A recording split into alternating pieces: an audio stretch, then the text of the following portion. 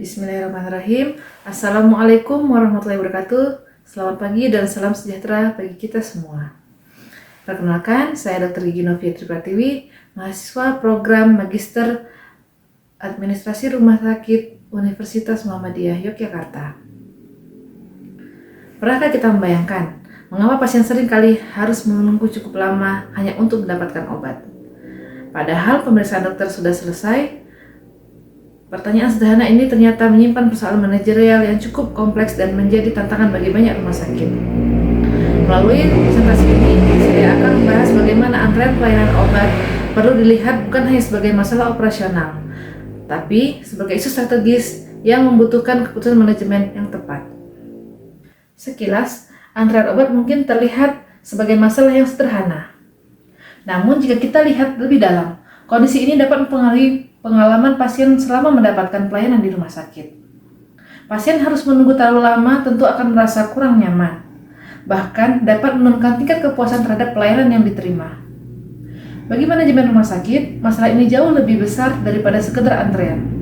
Antrean obat berkaitan dengan pengelolaan sumber daya manusia, ketersediaan obat, sistem informasi, alur pelayanan, hingga koordinasi antar unit. Artinya, jika satu bagian tidak berjalan dengan baik, maka proses pelayanan secara keseluruhan juga ikut terdampak.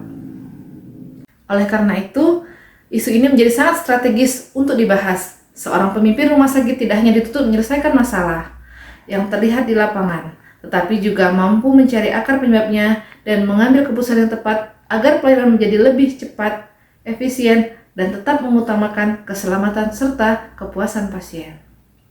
Sekarang, mari kita lihat lebih dalam. Pertanyaannya adalah, mengapa antrean obat bisa terjadi hampir di banyak rumah sakit? Apakah semata-mata karena pasien yang terlalu banyak? Jawabannya tentu tidak sesederhana itu.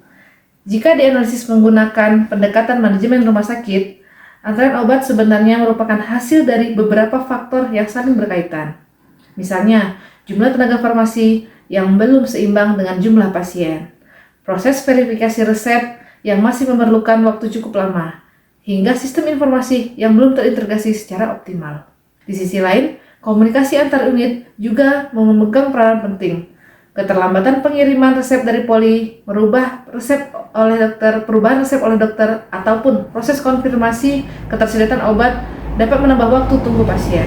Akibatnya, antrean terus bertambah meskipun petugas farmasi telah bekerja dengan maksimal. Lalu, siapa yang paling merasakan dampaknya? Tentu saja, yang pertama adalah pasien dan keluarganya.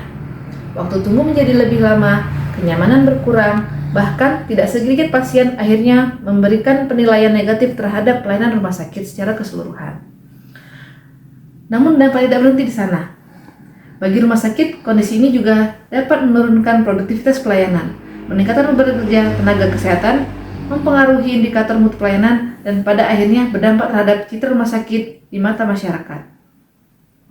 Karena itu, sebagai pimpinan rumah sakit, kita tidak cukup hanya melihat adanya antrean. Yang jauh lebih penting adalah memahami akar masalahnya, sehingga solusi yang diambil benar-benar menyelesaikan penyebabnya, bukan hanya mengurangi gejalanya. Ini alasan mengapa analisis masalah menjadi tahap yang paling penting sebelum menentukan strategi perbaikan pelayanan. Setelah mengetahui akar permasalahannya, langkah berikutnya adalah menentukan strategi yang tepat untuk memperbaiki layanan. Menurut saya, ada 3 keputusan strategis yang perlu menjadi prioritas. Pertama, memperkuat transformasi digital di instalasi farmasi, penerapan resep elektronik, sistem antrean digital, dan pemantauan stok obat secara real-time akan membuat proses pelayanan menjadi lebih cepat, akurat, dan efisien. Kedua, mengoptimalkan sumber daya manusia dan alur pelayanan.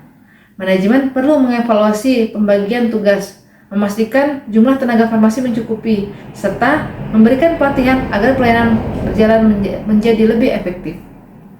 Ketiga, membangun pelayanan yang berorientasi pada pasien. Rumah sakit perlu memberikan informasi antrean yang jelas, menyediakan ruang tunggu yang nyaman, serta membuka ruang bagi pasien untuk memberikan masukan terhadap kualitas pelayanan.